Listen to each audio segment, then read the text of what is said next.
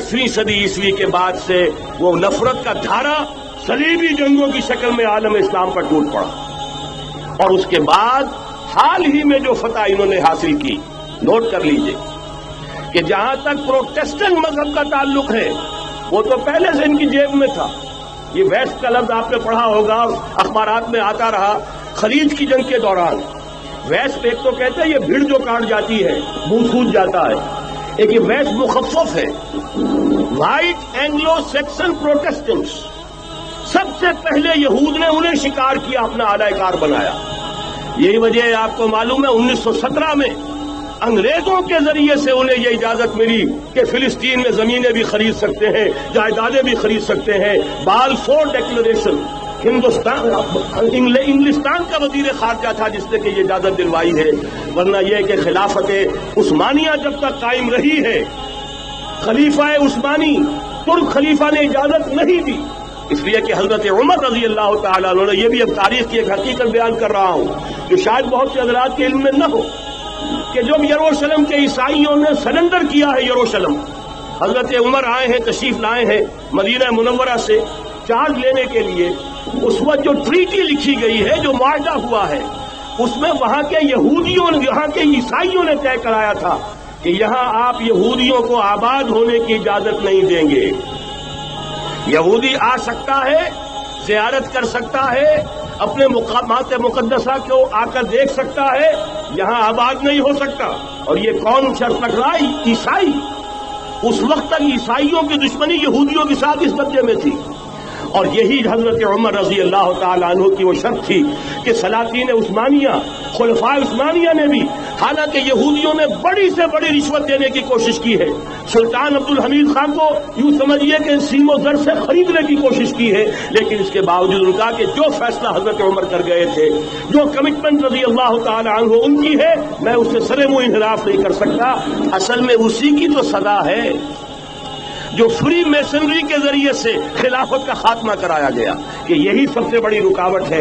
अगर खिलाफत खत्म न होती और अगर कहीं जिहाद का ऐलान खलीफा उस्मानी की तरफ से हो गया होता, तो ये कही थी बात जब हजरत शेखुल हिंद रहमतुल्लाह अलैह जब ये असीरी में थे माल्टा में, तो वहां का अंग्रेज कमांडर, उसने क्योंकि वो कुछ मुरीद हो गया था या कम से कम अकीदतमंद हो गया था, एक रोज हजरत शेखुल हिंद ने उनसे सवाल किया उस शख्स से कि आप लोग हमारी खिलाफत के पीछे क्यों पड़े हुए? ये तो बीमार, तुम खुद कहते हो, यूरोप का मर्दे बीमार तुर्की, आपको क्या डर है इससे? आप क्यों इस बेचारी खिलाफत के दर पे हैं? उस शख्स ने जवाब दिया था, मौलाना इतने भोलपन के साथ बात ना कीजिए, हम भी जानते हैं, आप भी जानते हैं, अगर कहीं खिलाफत उस्मानिया की तरफ से जिहाद का ऐलान हो गया तो पूरे आलम इस्लाम से लाखों मुसलमान अपने सरों से कफन बांध कर निकल आएंगे। आज इस गए गुजरे दौर में भी इस कमजोर और यूं समझिए कि नाम निहाद खिलाफत के अंदर इतनी जान है, इतनी ताकत, लिहाजा उसको खत्म किया गया। और खत्म कराया गया किन के जरिए से? वो जो मुसलमान कहलाते हैं थे फ्री मेसन, मुस्तफा कमाल पाशा फ्री मेसन, और उसके जरिए से इन्होंने सारे काम जो करवाए वो दर हकीकत अपनी साजिशों के जरिए से और मुसलमानों को इस्तेमाल करके करवाए। बहरहाल बात लंबी हो रही है। पहली बात तो यह है कि वही नक्शा उस वक्त का आज भी है जहां तक यहूदियों का ताल्लुक है, लेकिन फर्क ये वाक़ हो गया कि उस वक्त ईसाई यहूदियों के ताबे नहीं थे, बल्कि ईसाइयों और यहूदियों के माबैन दुश्मनी थी। आज यहूदी ईसाइयों पर मुसल्लत हो चुका है। फरंग की रगे जहां पंजे यहूद में है, और आज के फरंग का लीडर अमेरिका है। अमेरिका का सदर यूं समझिए कि वो इन यहूदियों का गुलाम है। मजाल नहीं कि उनकी मर्जी से इधर से उधर हो जाए, और अगर कोई गलती से इधर से उधर हो जाए तो उसका पत्ता चाक हो जाएगा। आप देखिए क्या हशर हुआ बुश का, हालांकि बहुत बड़ा हीरो बनकर निकला था गल्फ वॉर से, लेकिन जरा सा एक बयान दे दिया था कि जो इसराइल को पसंद नहीं आया, तो जो इलेक्शन में चारों शाने चित हुआ है उसका जो हशर हुआ है वो देख लीजिए। तो पहली बात तो ये समझ लीजिए कि आज भी यहूदी, ये न्यू वर्ल्ड ऑर्डर है, न्यू वर्ल्ड ऑर्डर, और इसमें ईसाई दुनिया उसकी आलाकार है। अब सूरत हाल क्या है?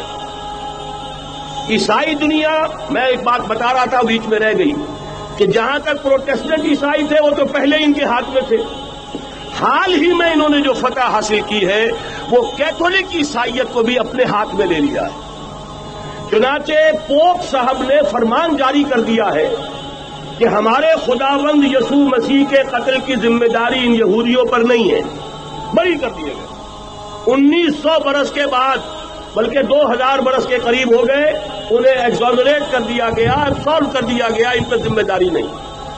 نتیجہ یہ نکلا ہے کہ ابھی چند مہینے پہلے جو مذاکرات صلح کے ہو رہے تھے، جن میں یاسر عرفات بھی تھے اور یہ اسحاق رابین گیا ہوا تھا واشنگٹن، وہاں سے واپس آیا ہے تو روم میں رک کر پاپائے روم سے ملاقات کر کے تشریف لائے ہیں، انہیں دعوت دی ہے کہ یروشلم آئیے، اور ویٹیکان نے تسلیم کر لیا ہے اسرائیل کو، اور ویٹیکان کا اب جو ہے ایک ایمبیسی، اس کا جو ہے سفارت خانہ وہ یروشلم میں بننے والا ہے، اور پوپ صاحب بھی وزٹ کرنے والے ہیں۔ گویا کہ یہ گٹھ جوڑ اب مکمل ہو چکا، اب کہیں اس میں کوئی کمی نہیں رہی۔ اس یونائٹڈ فورس کے ساتھ یہ نیو ورلڈ آرڈر اس وقت عالم اسلام پر حملہ آور ہے۔ اب اس میں نوٹ کیجئے کہ اس وقت کی فضا ہے کیا۔ عالم اسلام میں سے عالم عرب ان کے شکنجے میں جا چکا،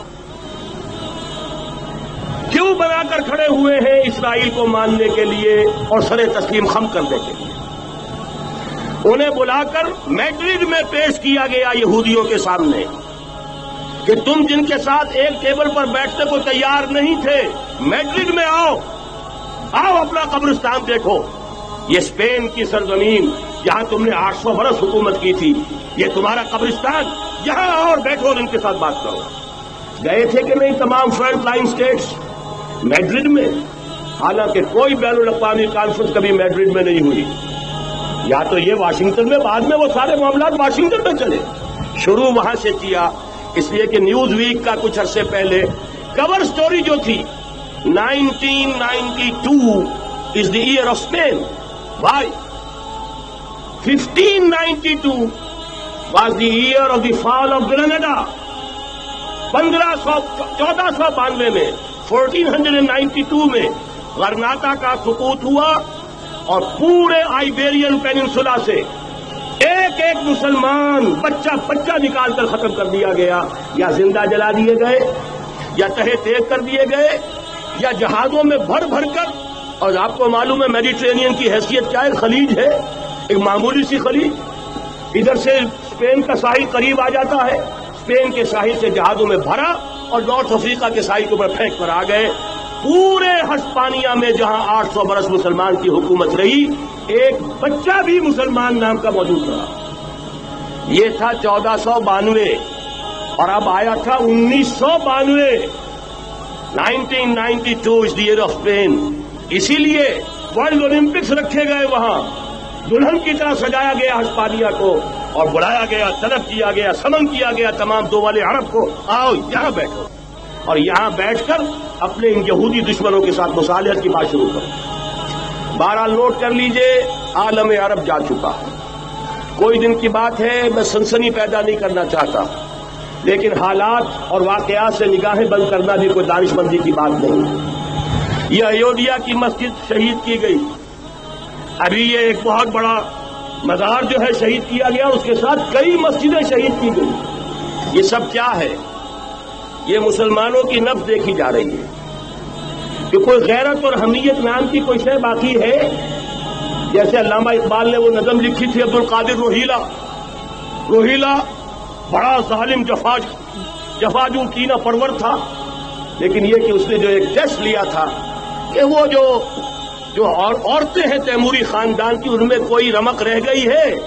معلوم ہوا کہ نہیں، کہ غیرت نام تھا جس کا گئی تیمور کے گھر سے، ختم، غیرت نکل گئی۔ اسی طرح ایودھیا کی مسجد، اب چرار شریف، اور یہ کوئی دن کی بات ہے کہ اب مسجد اقصی کا نمبر آیا کہ آیا، اس کے لیے پوری تیاریاں ہو چکی ہیں۔